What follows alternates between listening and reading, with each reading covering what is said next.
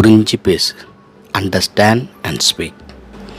எதை புரிஞ்சிக்கணும், யாரை புரிஞ்சிக்கணும்? யார் இந்த வானத்தையும் பூமியும் உண்டாக்கினாரோ அவர் தான் உன்னையும் உண்டாக்கினார். அவரை பற்றி புரிஞ்சிக்கோ. அவரை பற்றி புரிஞ்சிக்கணுன்னா பைபிளை நல்லா வாசி. அவர் யாருன்னு உனக்கு தெரியும். அவரை பற்றி தெரியாததை, விளங்காததை பேசாத.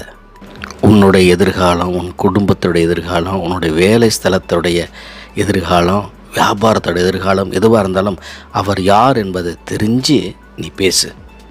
எசேக்கியேல் இடத்துல சொல்லும் பொழுது எசேக்கியேல் 3ஆம் அதிகாரம் 5-6 வசனங்களில் சொல்கிறார், விளங்காததை பேசுகிற ஜனங்களிடத்தில் நான் உன்னை அனுப்ப மாட்டேன். உன் தேவனை நன்றாக அறிந்து கொள்.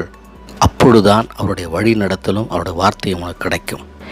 delete the words unintelligible. பேசும் வார்த்தையில் கவனம் செலுத்துங்கள். God bless you. தொடர்ந்து சந்திப்போம்.